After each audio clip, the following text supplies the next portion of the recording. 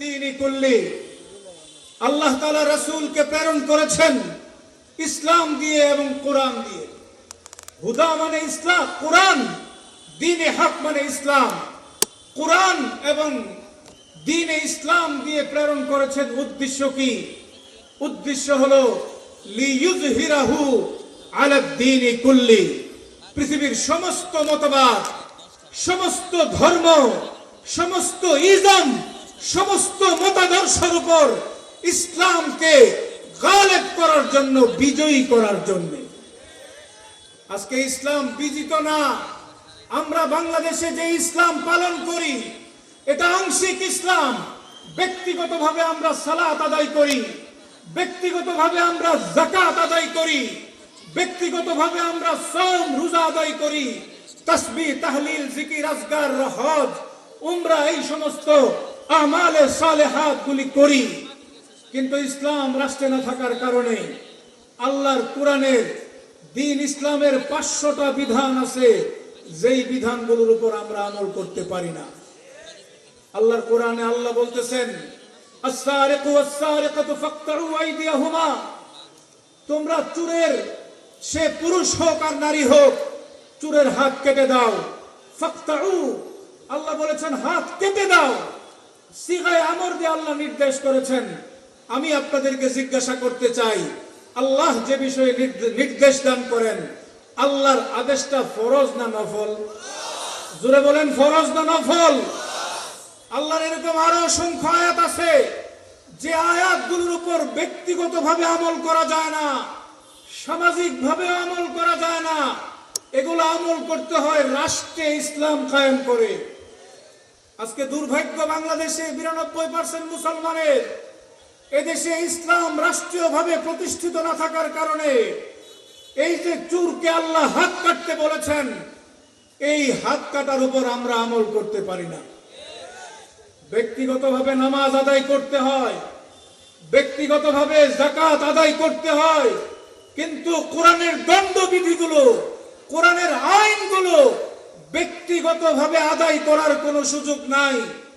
এগুলা রাষ্ট্রে ইসলাম কায়েম করে রাষ্ট্রের পক্ষ থেকে এই দণ্ডবিধিগুলো আদায় করে নিবে, গোটা ভূখণ্ডের মানুষের পক্ষ থেকে আদায় হয়ে যাবে। আর যদি রাষ্ট্রে ইসলাম না থাকে, খেলাফত আর ইমারত না থাকে, আল্লাহর কোরআনের এই বিধানগুলোর উপর যদি আমল না হয়, গোটা ভূখণ্ডের মানুষের গুনাহগার হবে, গোটা অঞ্চলের মানুষ গুনাহগার হবে। কোরআনের আয়াত হলো আয-যানি ওয়াজ-যানিয়াতু ফাজলিদু কুল্লা ওয়াহিদিন মিনহুমা মিয়াতা জালদা। আল্লাহ বলছেন, ব্যভিচারকারী পুরুষ নারী সাক্ষী প্রমাণ দ্বারা প্রমাণিত হয়ে গেলে তাকে 100টা বেত্রাঘাত করো। নির্দেশ কার? জোরে বলেন, নির্দেশ কার? নির্দেশ আল্লাহর। আল্লাহ নির্দেশ করেছেন যে বেত্রাঘাত করার জন্য। রাষ্ট্রে ইসলাম না থাকার কারণে কোরআনের এই বিধানটার উপর আমরা আমল করতে পারছি না।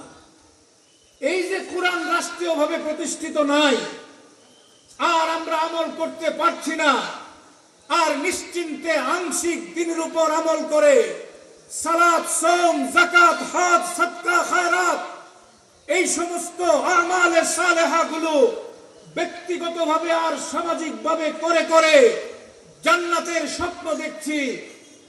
আমি তো মনে করি এইভাবে জান্নাত প্রাপ্তি এতটা সহজ হবে না, অনেক দুষ্কর হবে। গোটা জাতি আজকে গুনাহগার। এই গুনাহ থেকে পরিত্রাণের উপায় জানা দরকার আছে না নাই? জোরে বলেন, আছে না নাই? কোরআন রাষ্ট্রে না থাকার কারণে 500টা বিধানের উপর আমরা আমল করতে পারছি না। এই জন্য আমরা যদি এই গুনাহ থেকে বাঁচতে চাই, তাহলে কোরআনের রাজ কায়েমের মেহনত করতে হবে। শাইখুল হাদিস আল্লামা আজিজুল হক রহমতুল্লাহি আলাইহি, তাকে জিজ্ঞাসা করা হয়েছিল, আপনি যে আন্দোলন সংগ্রাম করেন, এই যে মেহনত করতেছেন, আপনি কি মনে করেন বাংলাদেশে কোরআনের রাজ কায়েম হবে? শাইখুল হাদিস আজিজুল হক রহমতুল্লাহি আলাইহি উত্তর দিয়েছিলেন, তোমার এই কথাটা বুঝার আগে একটা ঘটনা শুনতে হবে। সাইয়্যিদুনা হযরত ইব্রাহিম আলাইহিস সালাতু ওয়াস সালামকে যখন আগুনে নিক্ষেপ করা হলো, নমরুদ তাকে আগুনে নিক্ষেপ করবে, ঘটনা কি আপনারা জানেন? তৎকালীন সময়ে মূর্তি পূজা হতো। হযরত ইব্রাহিম আলাইহিস সালাতু ওয়াস সালামের বংশধর সবাই মূর্তি পূজক। একদিন তারা মেলা করার জন্য বাড়িঘর থেকে অন্য দূরবর্তী একটা জায়গায় গেল, ঘর বাড়ি খালি। ইব্রাহিম আলাইহিস সালাতু ওয়াস সালাম সবগুলি মূর্তি ভেঙে ফেললেন। বড় মূর্তিটার উপরে কুঠার, যার আঘাতে সবগুলি মূর্তি ভেঙেছেন, ওই কুড়ালটা বড় মূর্তির উপর রাখলেন। ইতিহাস আপনারা জানেন, মূর্তি ভাঙার অপরাধে তৎকালীন শাসক নমরুদ হযরত ইব্রাহিম আলাইহিস সালাতু ওয়াস সালামের জন্য বিচারের ফয়সালা করলো, ইব্রাহিমকে আগুনে নিক্ষেপ করা হবে। আপনারা জানেন, বাংলাদেশে আলেমরা মূর্তির বিরোধিতা করেছিল 2021 সালে, মনে আছে? আলেমরা বলেছিল 92% মুসলমানের দেশে মূর্তির সংস্কৃতি চলতে পারে না। অপরাধ একটাই, আমরা মূর্তির বিরোধিতা করলাম, আর নমরুদের প্রেতাত্মা শেখ হাসিনা তৎকালীন সময়ে নমরুদ যেভাবে নবী ইব্রাহিমকে আগুনে ফেলে শাস্তির ব্যবস্থা করেছিল, এই শেখ হাসিনাও আলেমদেরকে জেলে নিয়ে নির্যাতন করে শাস্তির ব্যবস্থা করেছিল। এজন্য আমাদের গর্বের বিষয় হলো, এই জালেমরা হলো নমরুদের প্রেতাত্মা, আর বাংলাদেশের আলেমরা হলো নবী ইব্রাহিমের অনুসারী। কথা ঠিক? হযরত শাইখুল হাদিস বলতেছেন, নবী ইব্রাহিমকে যখন আগুনে নিক্ষেপ করা হলো, নমরুদ সারা দেশের মানুষকে একত্রিত করলো। চেয়ারের মধ্যে বৈশা দৃশ্য দেখে যে একটা ব্যাঙ দূরের থেকে একটু পেশাব করে, আগুনের মধ্যে একটু পেশাব করে। এখন সাঙ্গ পাঙ্গকে বললো, ওই ব্যাঙটারে ধইরা নিয়ে আয়। ব্যাঙটারে ধইরা আনা হলো। নমরুদ এবার ব্যাঙটারে প্রশ্ন করে, ও ব্যাঙ, তুমি তো একটা ছোট্ট প্রাণী, ছোট্ট মাখলুক, তুমি এই পেশাব করে এই বিশাল অগ্নিকাণ্ডের কি করতে পারবা? কেন খামাখা কষ্ট করছো? তাফসীরের কিতাবের মধ্যে আছে, আল্লাহ তাআলা ব্যাঙের জবান খুলে দিলেন। ওই ব্যাঙ তখন বলল, ও নমরুদ, তুমি তো খোদার দুশমন, তুমি কি বুঝবা? আমি আল্লাহর ক্ষুদ্র মাখলুক। কিয়ামতের ময়দানে আল্লাহ যদি আমাকে প্রশ্ন করেন, তুমি তো আমার আদনা একটা মাখলুক ছিলা, আমার বন্ধু, আমার খলিল, আমার দোস্ত, আমার নবী ইব্রাহিমকে আগুনে নিক্ষেপ করা হয়েছিল, তুমি তোমার সাধ্য অনুযায়ী কি ভূমিকা পালন করেছো? ও নমরুদ, কিয়ামতের ময়দানে আমি আল্লাহকে বলবো, আল্লাহ, আমি অতি নগণ্য ক্ষুদ্র একটা মাখলুক, আমার সামর্থ্যের সবটুকু বিলিয়ে তোমার হাবিব, তোমার বন্ধুকে, তোমার খলিলকে বাঁচানোর চেষ্টা করেছি।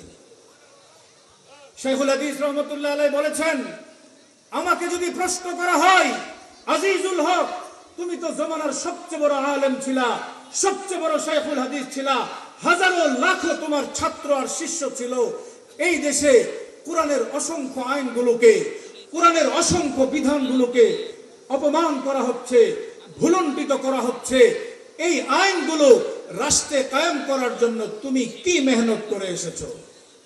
শাইখুল হাদিস বলেন, আমি এই জন্য কোরআনের রাজ কায়েমের মেহনত করছি, খেলাফত কায়েমের মেহনত করছি, খেলাফত কায়েমের জন্য জেল খেটেছি, নিজের রক্ত দিয়েছি, নিজের জীবনটা দেওয়ার জন্য সর্বদাই প্রস্তুত ছিলাম।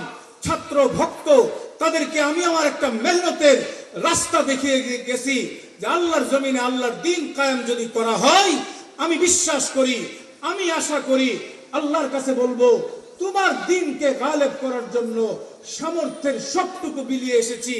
আল্লাহ আমার মাযরাত কবুল করো, আমাকে তুমি গুনাহমুক্ত করে জান্নাত দিয়ে দাও। আমি আশা করি আল্লাহ আমার মাযরাত উযর খাই কবুল করে আমাকে জান্নাত দান করবেন। আজকে বাংলাদেশের ভাই, বাংলাদেশের মুসলমানদেরকে বলি, আজকে আমরা আংশিক দিন পালন করি, আংশিক দিনের উপর আমল করতে পারছি না রাষ্ট্রে ইসলাম না থাকার কারণে। এই গুনাহ থেকে বাঁচতে হলে রাষ্ট্রে ইসলাম কায়েমের মেহনত করতে হবে, এটাই আমাদের চূড়ান্ত টার্গেট। আমরা মনে করি ফেসিবাদ বিদায় হয়েছে, হাসিনার শাহী বিদায় হয়েছে, ইন্ডিয়ার তাবেদার বিদায় হয়েছে, ইন্ডিয়ার সেবাদাস বিদায় হয়েছে, আজকে আরেকটা ফেসিবাদ বাংলার মসনদে আমরা দেখতে চাই না। বাংলাদেশের মানুষ 52 বছর ধরে সংগ্রাম করেছে, আন্দোলন করেছে, ত্যাগ তিতিক্ষা কুরবানির নজরানা পেশ করেছে। বাংলাদেশের মানুষ সোনার বাংলা দেখেছে, সবুজ বাংলা দেখেছে, নতুন বাংলা দেখেছে, হাসিনার ডিজিটাল বাংলাদেশও দেখেছে। এবার আর এদেশের মানুষ নতুন কোন বাংলা দেখতে চায় না, তারা ইসলামের বাংলাদেশ দেখতে চায়। এজন্য আমার ভাইয়েরা,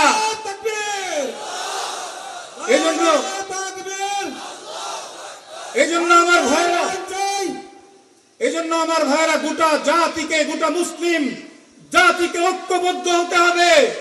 আমরা স্লোগান তুলব, তন্ত্রমন্ত্রের দিন শেষ, খেলাফতের বাংলাদেশ।